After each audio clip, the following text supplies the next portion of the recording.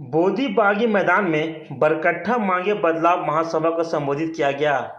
हजारीबाग में झारखंड लोकतांत्रिक क्रांतिकारी मोर्चा के केंद्रीय अध्यक्ष जयराम महतो हजारीबाग जिला अंतर्गत बरकट्ठा विधानसभा अंतर्गत इचाक प्रखंड के बोधी बागी मैदान में बरकट्ठा मांगे बदलाव महासभा को संबोधित किया।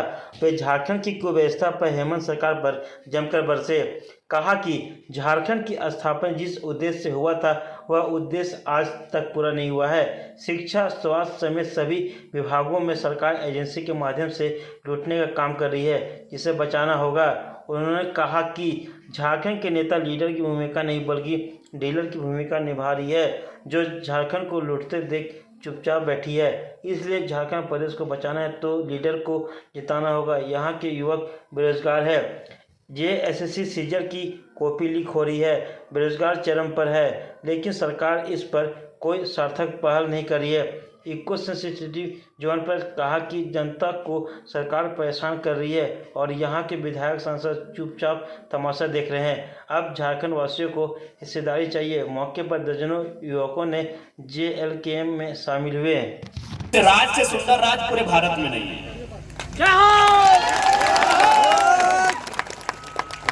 अब बात करते हैं स्वास्थ्य की कि जब झारखंड अलग होगा तो कम से कम हमारा हेल्थ कंडीशन बेहतर होगा। लेकिन आज आपको जानकारी होना चाहिए, माननीय न्यायालय ने, हाई कोर्ट ने झारखंड की सर्वोच्च मेडिकल संस्था रिम्स को फटकार लगाया है। अपने अखबार में पढ़ा होगा कि यदि आप व्यवस्था नहीं दे पा रहे हैं, यदि आप मरीजों को सुविधा नहीं दे पा रहे हैं तो अच्छा बंद कर दीजिए।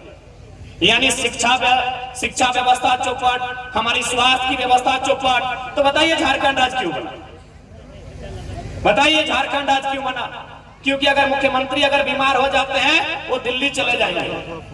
मुख्यमंत्री अगर बीमार हो जाएंगे तो दिल्ली चले जाएंगे। सांसद जी अगर बीमार हो जाएंगे तो दिल्ली चले जाएंगे। विधायक जी अगर बीमार हो जाएंगे तो दिल्ली चले जाएंगे।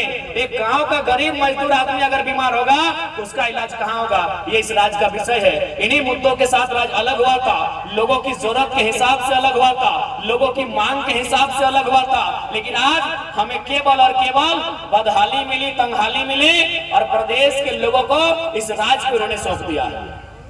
सारा सिंडिकेट आप चले जाइए। अभी मोटा मोटी ये शिक्षित क्षेत्र है, यहाँ से हजारीबाग बहुत सामने है। हर एक घर की बहनें, घर के भाई पढ़ने के लिए हजारीबाग जाते हैं 10वीं करने के बाद। क्या सोच के उनको पढ़ने भेजते हैं आप बताइए? आप अपने बच्चों को, अपने घर के बच्चों को, ए दीदी लोग, ए मौसी लोग, ये गिद्रोइन के पढ़वे ले भेजा कि पढ़ाई लिखाई पूरा है बाद मुर्गी टके भाग की छगरी पटरो टके भाग। तो की कहते कि बढ़िया कुछ करता है, वीडियो बने, पुलिस बने, इंस्पेक्टर बने, मास्टर बने, यह सोच के भेजा है ना। तो नहीं घर के किधर पढ़े जाओ कि ना, जाओ कि ना। यानी हर एक बच्चा अपन आंख में एक सपना सजाए के हजारीबाग जाए, कोई रांची जाए कि हम जब वापस घर आए तो कम से कम अपन आपके इस योग्य बनाए के आए कि हमारा आने वाला जीवन सुखमय बने। लेकिन आज CGL के अभ्यर्थी धरने में बैठा है, सरकार के कान में जो नहीं रेंग रहा है। आज एक बार ना 28 जनवरी 2024 के जब पेपर लीक भेल में मामला किया कि 27 लाख में पेपर लीक हुआ है। चलिए ठीक है, पेपर लीक तो हर एक राज्य में होता है। आप फिर से 15 दिन में, 25 दिन में एग्जाम ले लेंगे। लेकिन एक बात बताइए, इस इचाक की मिट्टी में, इचाक ब्लॉक में कितने भाई बहन के माता पिता ऐसे हैं जो अपने बच्चों की नौकरी 27 लाख में खरीद के देंगे? ये उत्तर दीजिए। ठीक है, पेपर लीक हुआ, चलिए सरकार उनको पकड़ भी लेगी, जेल के अंदर डाल भी देगी। लेकिन 27 लाख में पेपर लीक हुआ है। कितने माता पिता ऐसे हैं जो अपने बच्चों के लिए 27 लाख में सीट खरीदेंगे? कितने हैं? पॉसिबल है?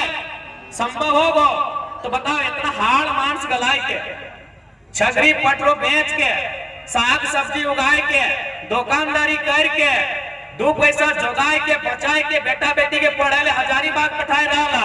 और आज सरकार सारा सीट, सारा वैकेंसी बेचे के काम कर रहा है।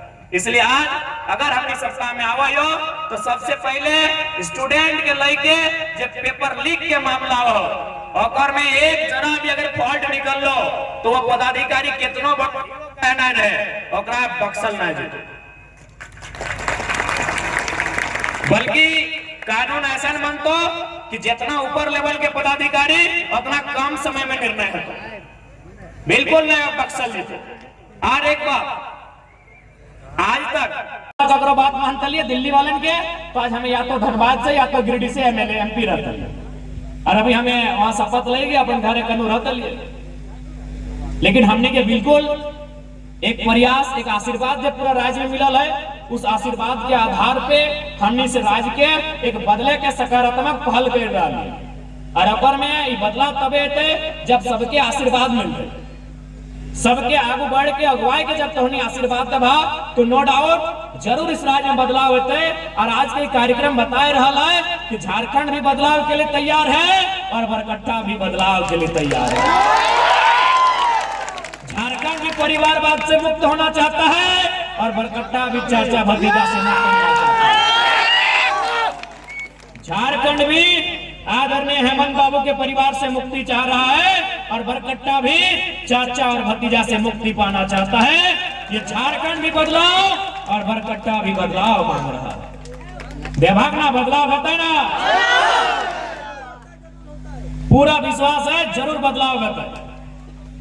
आज केवल और केवल अगर हमने के लीडर अगर अपन रिस्पॉन्सिबिलिटी समझे, तो यदि हमने के लीडर नीडर भाई के अपन काम करे लगता हो, तो हमरा बुझाओ झारखंड से बेहतर स्टेट कोई नहीं बनते।